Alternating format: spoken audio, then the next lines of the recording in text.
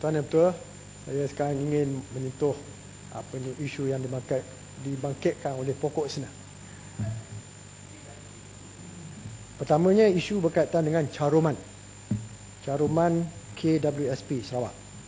Masalah caruman KWSP Sarawak yang melibatkan 2,067 orang pegawai, anggota dan kaki tangan awam kontingen Sarawak yang telah bersara telah dikesan oleh bahagian pencen Jabatan Perkhidmatan Awam Malaysia pada Februari 1988. Isu ini timbul apabila majikan gagal mencarumkan KWSP kepada 2,067 orang pegawai, anggota dan kaki tangan awam yang dilantik pada atau selepas 1 November 1971 dan disahkan atau belum disahkan dalam perkhidmatan pada atau selepas 1 Julai 1978.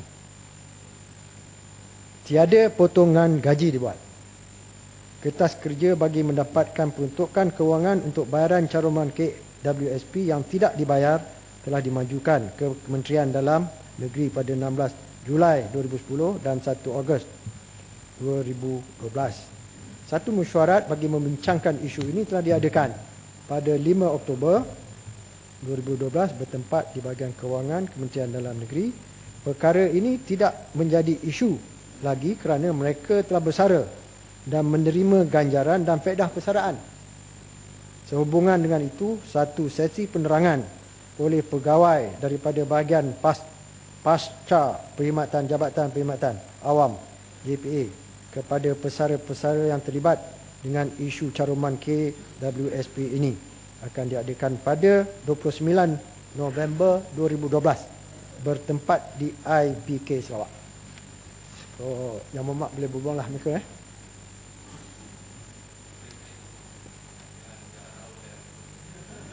Tanya dia. Tan Sri juga, nanti Tan Sri usir saya. Kan Tan Sri seorang yang sangat pendekar. Terima kasih Tan Sri. Ini yang berhormat pokok senah minta usir ini. Ada masalah dia nanti. Ada masalah dia. Terima kasih. Apa sila. Terima kasih Tan Sri, terima kasih Mohd Menteri. Cuma pihak ini ada mengadu kepada saya sebab mereka menerima surat daripada Polis Diraja Malaysia yang bertarikh pada 21 Disember 2011. Mereka mengatakan bahawa pihak PDRM ini sudah pun merujuk kepada Kementerian Dalam Negeri sehingga kini kami masih menunggu kelulusan untuk pembayaran caruman dan dividen KWSP, menunggu untuk kelulusan. Jadi seolah macam mereka diberikan satu gambaran awal bahawa memang akan ada lah untuk pembayaran kepada mereka. Terima kasih Yang Mohd Pokok Senah. Jadi apa yang saya baca tadi, ada turutan, ada mungkin telah dapat dikenal pasti masalahnya. Ya, jadi itu sebab yang isu ini tidak timbul lagi. Itu sebab dalam 29 November ini, ya, satu penjelasan akan dibagi kepada mereka ini di IPK Sarawak. Jadi penjelasan tu nak diberi di IPK Sarawak. Yes. Sedangkan sebahagian daripada mereka ada yang duduk di Alustar, duduk di mana, siapa nak menanggung kos itu penerbangan? Bukan Tan Sri, saya rasa ini sangat relevan sebab antara beberapa orang itu berada di Alustar, di kawasan saya. Jadi takkan dia orang nak terbang ke Sarawak untuk mendengar taklimat. Jadi kecuali kalau kementerian boleh tanggung kos penerbangan mereka. Sebab yang datang itu ialah antara yang duduk dalam kawasan saya. Terima kasih Pokok Senah. Ya. Saya rasa setakat itu saja yang saya baca tadi. Tak, saya minta Yang Berhormat Tan Sri, saya minta Yang Berhormat Tan Sri untuk supaya memastikan supaya bahawa mereka itu ditanggung kos penerbangan untuk mendapat taklimat. Kalau tidak nanti yang sana dapat taklimat, yang duduk di lain di Semenanjung takkan tak dapat taklimat. Mereka akan tertanya-tanya apa kesudahan masalah yang dihadapi oleh mereka.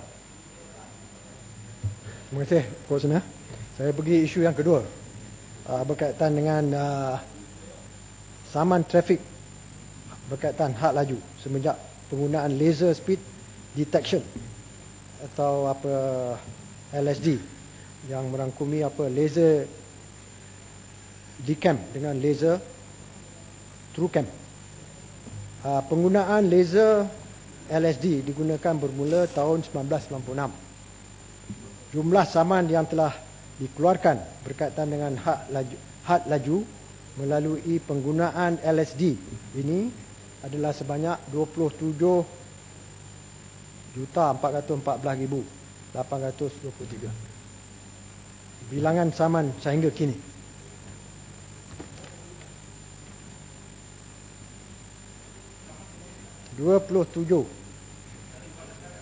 Daripada tarikh 1996. Ya. 414,823 sehingga hari ini, sehingga kini.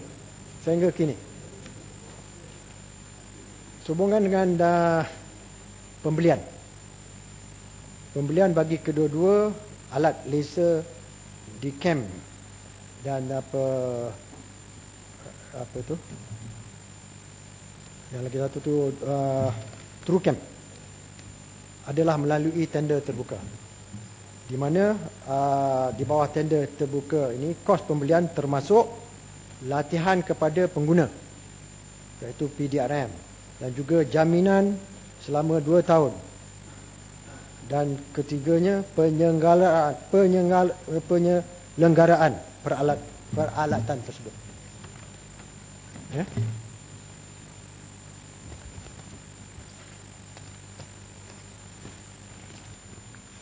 Itu saja isu Tan Sri. Mohon sekali lagi Tan Sri. Tadi disebut bahawa kos itu meliputi latihan, saya faham, latihan kepada PDRM dan juga waranti dan sebagainya. Tadi saya dah menyebut bahawa harga-harga yang ditawar, yang diperolehi di State of Idaho dan juga Montana State dan juga Delaware State ini menunjukkan harga antara sekitar 15 ke 18 ribu ringgit Malaysia sahaja, termasuk waranti dan servis. Maknanya bagi saya bahawa itu servis itu maksudnya maintenance lah, maintenance. Jadi takkanlah kita beli satu tu sampai 173,000, 222,000 satu unit hanya nak masuk latihan, salah satu latihan yang mereka di sana tak dapat. Tapi takkan kos latihan yang mereka nak berikan kepada kita itu bernilai 100,000 lebih untuk satu unit. Saya fikir satu benda yang tak masuk akal lah bagi saya. Kos latihan 100,000 lebih, kos kamera 15,000 ke 18,000 satu. Tiba-tiba kos latihan tu 100,000, sedangkan yang saya katakan tadi bahawa di Amerika 15,000 ke 18,000 tu termasuk servis, waranti dan juga aksesori lain, dan diberikan diskaun 10% lagi. Jadi macam mana kita di Malaysia, Tan Sri, beli dengan harga 16 ke 18,000? Maknanya hanya tambahan saya nampak di situ kos latihan. Dia takkan latihan sampai 160,000, 173. Jadi saya fikir maknanya saya minta lah satu audit harus dibuat secara telus. Ini saya sudah tak dapat nak menerima lah kemunasabahan perbezaan harga yang begitu tinggi. Ini wang negara, Tan Sri, wang rakyat. Ini wang rakyat. Mana boleh kita buat sewenang-wenang, kita kata ini kos. Kita hanya nak berikan alasan mundur bahawa ini kos latihan. Kita nak masuk untuk nak menyembunyikan sesuatu di bawah kapet. Bagi peluang sama Menteri jawab, Bos Senang. Saya beri peluang itu, tapi saya nak minta kalau saya tidak stop satu audit mesti dibuat, dan ucapan. SPRM mesti menyiasat, dan juga Padang Besar selaku pengurusi PAC perlu membuat siasatan. Takkan nak suruh polis siasat polis.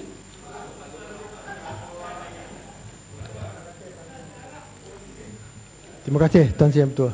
Tan Sri, saya mohon penjelasannya dari Batu Gajah. Ini bukan Beri peluang nama beri peluang dulu kepada Menteri untuk dijawab saya- apa yang ditimbulkan di pokok Senang. Silakan. Saya nak maklumkan. Masa. Soalan akhir berkenaan speed trap. Biar kita ambil peluang jelaskan.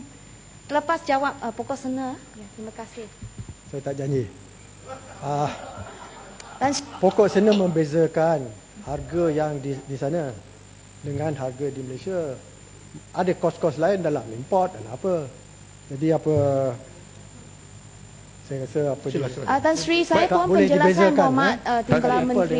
Saya minta ada satu Kerana jawapan speed trap yang akan dijalankan. yang masih belum dijawab kepada saya ialah bagaimana perolehan itu dibuat, adakah tender terbuka, ataupun tender terbuka. tender terbuka. Saya dah Saya nak cakap tanya tadi. syarikat mana yang dapat? Syarikat yang dapat saya yang akan- menjadi pembekal. Saya akan Ya. Timbalan Menteri, mohon penjelasan akhir saja.